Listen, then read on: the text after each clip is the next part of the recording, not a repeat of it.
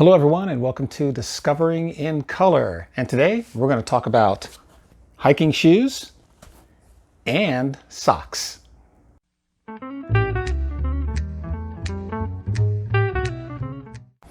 Hello everybody and welcome to Discovering in Color. I am the Gadget Man and today we're going to talk about hiking shoes and hiking socks. Why are these so important? Well, nobody wants to go out and hike in the woods barefoot or spend time camping in the woods barefoot. So we're going to talk about some of the methods that I use when I go out hiking and camping. So first off, we're going to talk about shoes. Now we're talking about shoes. There's 3 or 4 different types out there, but I only use 2 types. I'm either going to use trail runners or I'm just going to use your good old traditional leather hiking boots. And let's talk about the pros and cons of each. Well, if you're going to use leather hiking boots, what you got to look at here is that, first off, they're going to be kind of heavy, but they will be waterproof. And these right here are Keens, and I've hiked quite a few miles in these. They're going to be waterproof. I like the ones that come up to the ankle top here because it's going to keep things from getting inside of your boots. It's just going to protect your ankles a little bit more. They've got regular laces on them. Some people use speed laces. This has one speed lace at the very top that you could use. And most of these have a Gore-Tex liner to keep out moisture. These are going to be good if you're hiking on really rocky terrain, terrain that's really going to stress the bottoms of your feet, like in Pennsylvania, or there's some places out west in Arizona, New Mexico, that are going to have some pretty rocky trails. So if that's the case, these might be a very good alternative. And they're also very good in the wintertime, because one thing you don't want to do in the wintertime is get your feet wet, and if they are going to get wet, then they're going to get cold. So what you want to do is use these in the wintertime to keep your feet dry, and you'll be much happier camper. You'll be a happy camper. The next item you can use are trail runners. Now these have become my most favorite shoe right here. These are Hoka Ones right here, and you can see they're pretty dirty because I've worn these quite a bit. But with trail runners, they're very light, they're not waterproof, and these things here, you can log a lot of miles in them without your feet becoming tired, pretty much, because you're not dragging around a big heavy boot, which when it gets wet gets even heavier. But you've got basically tennis shoes, and these are extra padded. You can see how thick the soles of these are. Now, one disadvantage is they're not waterproof, but that's also kind of a disadvantage, and it's also an advantage, because with them not being waterproof, water will immediately soak into there, get into your socks, get into your feet. But these are mesh right here. So as soon as you get out of that and you start hiking and your feet start getting warmer and warmer, these will evaporate and dry a whole lot quicker. They will also evaporate and dry a whole lot overnight. So if, especially out west, out here in the west, you can get wet during the day and you can put these out at night, and the next morning they can be perfectly dry. Back east, not so much because the humidity is a lot higher. But in the west, it's a lot drier. So these will dry a lot quicker. One of the disadvantages, like I said, if you're in a really rocky terrain, these can beat up your feet pretty much. As you can see here, I mean, I've walked a lot of miles on these and they're starting to get worn down. So probably in the not too distant future, I may be looking at getting a replacement for these. But trail runners versus boots. My vote, trail runners for the majority of the time, but not in the wintertime when it's cold and wet. Okay, now, one material that you definitely want to avoid if you're going to be hiking or camping, and that is cotton. They say cotton kills. And the reason for that is because when cotton gets wet, it holds the moisture. It does not retain any type of heat at all. And it is probably the worst thing you can wear when you're out in the wilderness, out in the woods, out camping, doing whatever you're at. So avoid cotton at all costs. Now let's talk about socks.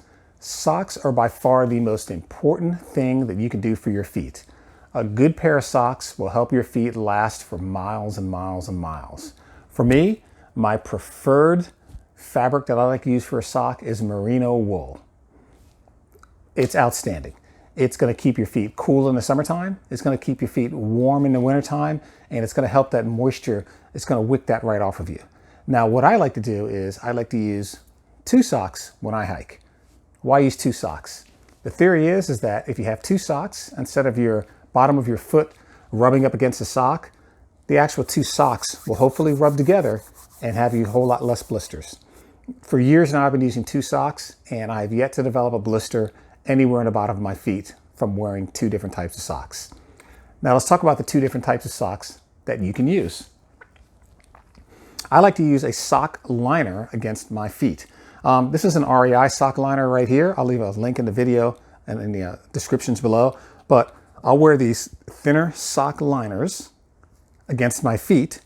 And then on top of these, I'll put a pair of merino wool socks on those. And I've got different thicknesses of these. This one here is probably a medium thickness right here. It's got some extra cushioning on the bottom for you. As you can see it in the heel section and the toe section. And these lengths right here, these are a little bit higher than ankle length right here. Probably almost not quite calf length, but a mid-length type sock. Just my favorite because I've had a lot of bugs bite me down below there along my ankles. I like to have socks that come up a little bit higher.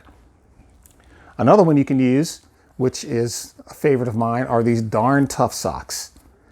They're called Darn Toughs. They're made in Vermont. And these have a lifetime warranty on them. So if you wear these out, you get a hole in them or do anything like that, you just let the company know and they'll send you a new pair. So the cost is just a wee bit higher than some of these other merinos that I have, but it's well worth it if you wear a sock out and you're in socks for life. So this here is pretty much an ankle length sock here. Comes up to the top of the ankle. Nice sock to have.